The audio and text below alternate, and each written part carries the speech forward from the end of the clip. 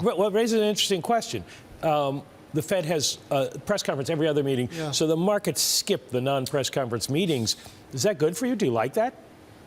Yeah, because we've talked about this in the past, Michael. It's a lot of babble coming out of this Fed speakers, and it's been confusing to the markets. Overall, I think it's been a net negative for the past several years, this transparency, this outspokenness by the Feds. What we're looking for, or what the markets seem to be looking for, according to all the stories, is some more clarity on the idea of shrinking the balance sheet. Yes.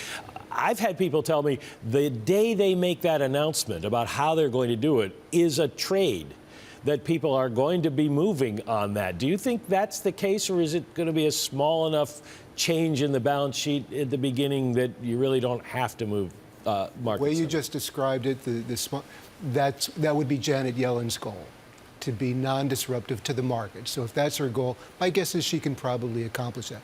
But back to your earlier point, I think that the markets for a long time held its breath on every word of the Fed speakers, so they get some indication of where they might take rates. Well, it turned out to be a lot of nothingness, and if anything, confusingness.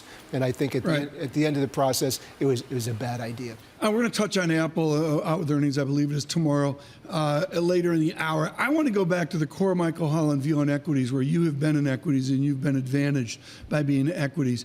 Even now, it's psychologically a single-digit equity. Equities really are not all that great world. I'm looking at an S&P 500 up 15% the last 12 months trailing. Can we sustain this double-digit surprise forever because of corporate management action? Forever, sure.